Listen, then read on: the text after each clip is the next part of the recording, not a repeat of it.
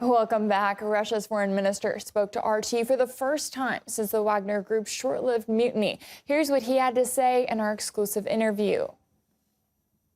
Sergey Lavrov, Minister of Foreign Affairs of Russia, thank you for finding time in your schedule for having this interview. First, I'd like to ask you, what has been the international response to the failed insurrection? I don't think there's any sense in recounting the messages we've seen in the media over the last 24 hours or more. We've all seen the international response, and I think any adult can give an assessment of this situation. Have we seen any support from Russia's allies? President Putin has received many phone calls. His counterparts voiced support and solidarity, and we're confident that the situation would be under control and that the constitutional order would be restored, as is now the case. I also held several phone conversations at the initiative of my foreign counterparts. Many of them voiced the same opinions and expressed solidarity, and they were confident that we would not allow any attempts to subvert the stability in the state and compromise the goals of the special military operation. And they asked us not to mention their cause personally, publicly. So, what is your assessment of the role of Minsk in the situation? As to the role of Minsk, the assessment has already been voiced by President Lukashenko, as Dmitry Peskov has explained many times in his telephone call with the President Putin. Mr. Lukashenko was willing to help find a peaceful solution and prevent bloodshed, which would be inevitable if the insurgents would continue their movements toward Moscow. This proposal was accepted by President Putin, and you know what the result was. It was announced yesterday by the Kremlin spokesman. The media has reported that the United States have decided not to introduce additional sanctions against the Wagner Group in order not to be seen as supporting Putin. What does this mean, this change of approach? The United States has previously called to recognize the Wagner PMC as a terrorist organization. I don't think this is a change of approach on the part of the United States. This is just another confirmation that the United States' position depends on their goals in the current situation, what they want from a specific actor on the international arena or in a specific country. The United States have repeatally shown prejudice in the Ukrainian situation. Well, they are waging the war against the Russian Federation using Ukrainians as tools. And before the Minsk agreements were signed, such entities as the Azov regiment or battalion were designated by the US Congress as terrorist organizations. And the US aid provided to Ukraine was not supposed to go to those terrorist entities. But this has now been long forgotten, and the Azov battalion has been cleared of that. And I think 2 months ago, the Japanese government and parliament decided that the Azov battalion should no longer be part of the terrorist organizations list.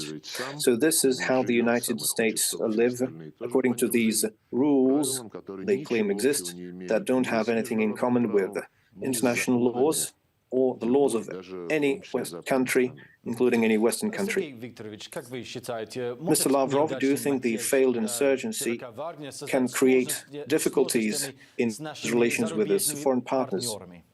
As to our relations with our partners and friends, I don't think there should be any difficulties. As to the rest,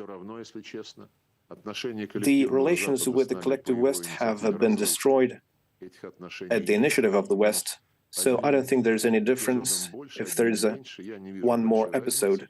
The president has said many times, if and when they come to their senses and come to us with proposals to restore our relations in any shape and form, then we will have to consider their proposals and what the role of each of them was in waging the hybrid war against Russia. Is there any evidence that neither Ukrainian nor Western intelligence services were involved in this mutiny? My office does not collect evidence about the illegal activities being carried out, but we do have the relevant authorities and they're working on this. Well, there's no doubt about that.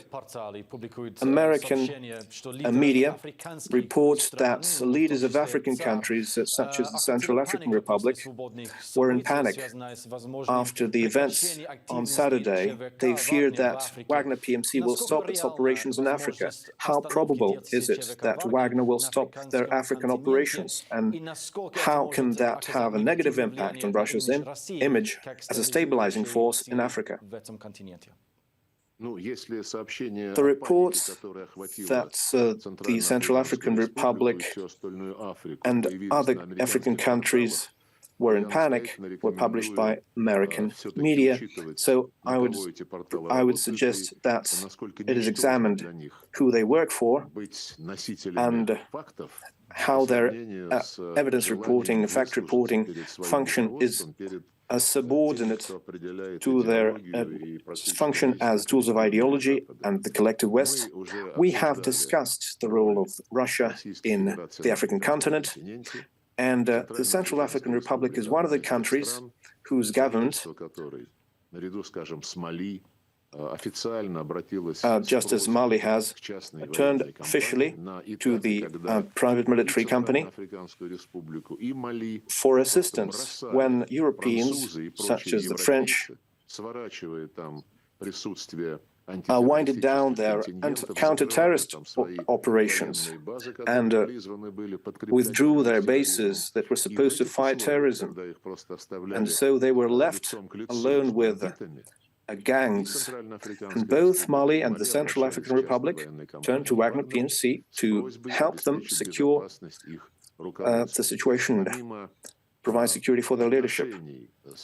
And both the Central African Republic and the Mali governments also have official contacts with our government.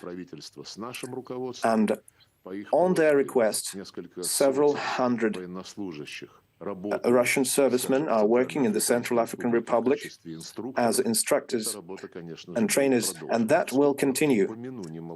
And I would also like to emphasize that both the Central African Republic and Mali and other Sahara-Sahel countries were under a direct blow by terrorist entities after the freedom-loving countries such as French and other NATO countries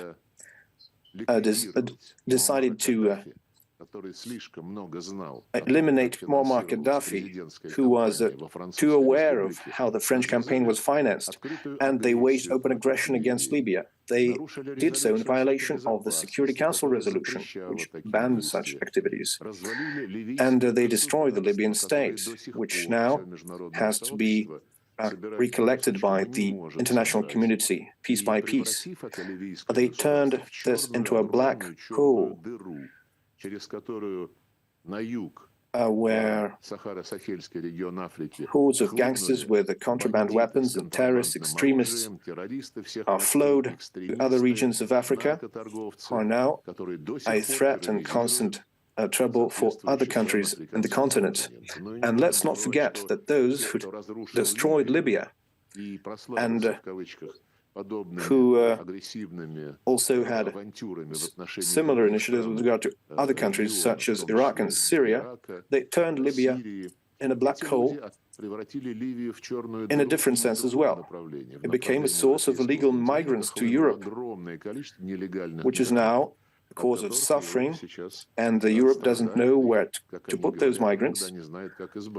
So if we speak about who is in panic and about what, I haven't seen any signs of panic and any signs of change in the relations of these African states with Russia. On the contrary, I have received several calls confirming solidarity, including from my African friends. So we proceed from the notion that this situation cannot change the strategic relations between Russia and its African partners. Judging by your response, I understand that the preparations for the Russia-Africa summit is still underway. It's not just still underway, it is in full swing. It is about a very serious stage. The agenda is being expanded to include very interesting items, and I think everyone will be thrilled to learn about that later on. Mr. Lavrov, what is your opinion about Western analysts saying that the Wagner crisis is evidence that the Russian government is losing control of the situation and that a civil war is imminent in the country? I think that is some wishful thinking.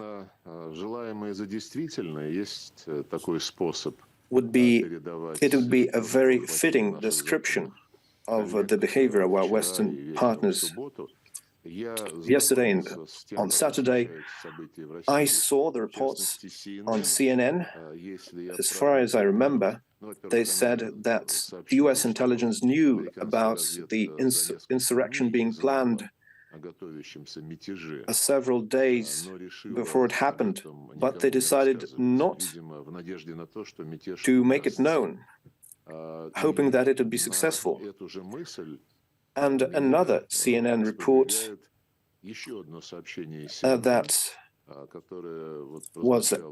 ran yesterday featured an opinion by an American analyst, intelligence analyst, who said that it was expected that Prigozhin's march towards Moscow would be met with more response and would entail much more bloodshed than it finally turned out to do. So that is a sort of a response to your question about what the expectations were and why these comments could be seen. If we speak about these expectations, these wishful expectations about the destruction of the Russian states, I think it's a Freudian slip of sorts that we saw in the part of the Zelensky regime. I think they have a certain Podolyak and a certain Danilov. They lamented the fact that this situation could not be used to destroy the Russian regime. But Emmanuel Macron, the representative of European democracy, who stands for strategic autonomy of Europe with regard to the United States, did not veer far from the US position. He said something like, "We're viewing the situation with caution." He said, "It is developing quickly." But the main thing we saw, Macron said, is a fragility of the regime and army, the weakness of the regime and the army, and this fragility and its weakness justify our support for Ukraine. That's what he said. And I think even an eighth grader can understand the position of President Macron, and that he sees this as a chance to realize a threat and to enact a strategic defeat on Russia, as we heard many times. And as the president said on Saturday, the political, economic, and media machine of the West is jointly working against us, and both the Kiev authorities and such politicians as Macron are parts of this machine. By the way, yesterday, when Ms. Tracy, the US ambassador, talked to Russian representatives, she gave certain signals, and I don't think those are classified. So those signals were essentially that the United States has nothing to do with this, that the United States hopes the nuclear weapons would be all right, that the American diplomats would not be harmed, and a special emphasis was laid on the fact that the US assume this to be the domestic affair of Russia. I think that some fresh examples and some old examples can be given when various countries had attempted coups, and this met with a different response on the part of the United States, depending on who was in power and who was trying to carry out the coup. We can remember 2014, the Kiev Maidan, the bloody provocations against unarmed police, the revolt that happened against the legitimate president, and several hours before it happened, there was an EU-sponsored agreement on settlements, and there were no protests against that insurgency from the United States or its European allies. So they just recognized this as a zigzag in the democratic process, as one of the German leaders said at the time. And at the same time, in 2014, there was a coup in Yemen,